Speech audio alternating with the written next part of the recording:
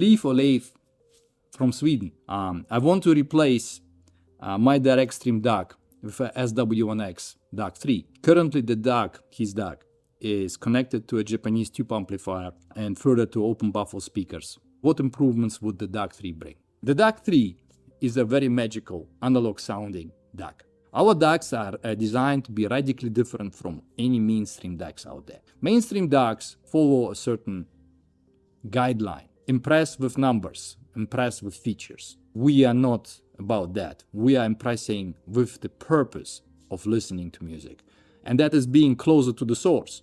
In order to be closer to the source, one needs to remove everything that would impede the listener being closer to the source. That means remove anything that doesn't contribute to the performance. Now, digital filter is one of those things. If one has a bitstream, what they call noise shaping DAC, it means it employs a digital filter. Digital filtering implies manipulation of the digital signal when we basically reproduce the binary data. Our DACs don't do that. They don't modify. One is listening to the recording as it was recorded without any manipulation when it's been reproduced.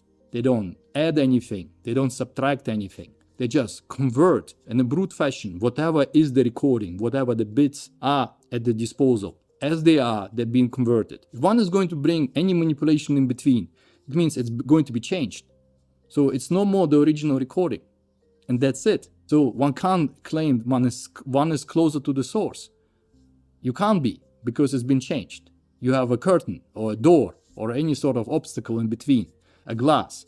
So it is in the philosophy, in the approach, the way we design our products to eliminate anything in between. Improvements one should expect is that one is going to have a open mouth experience. It's going to be radically different. One wouldn't expect that one can reproduce music in such a way. If you hear any sort of instruments, these instruments sound natural. The vocals are convincing. There's an organic and analog qualities to that, which are not found to any other DAC that is known to me.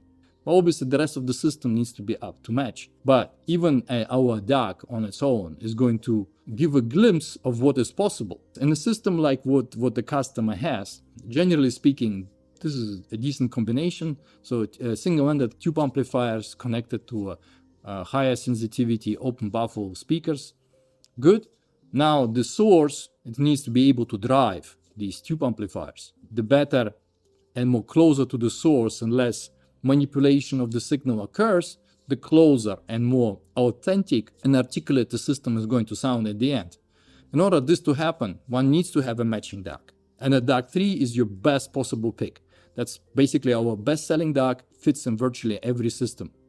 When one has the DAC III, it transforms the system, especially when it's combined to our digital transport, such as a VDT2.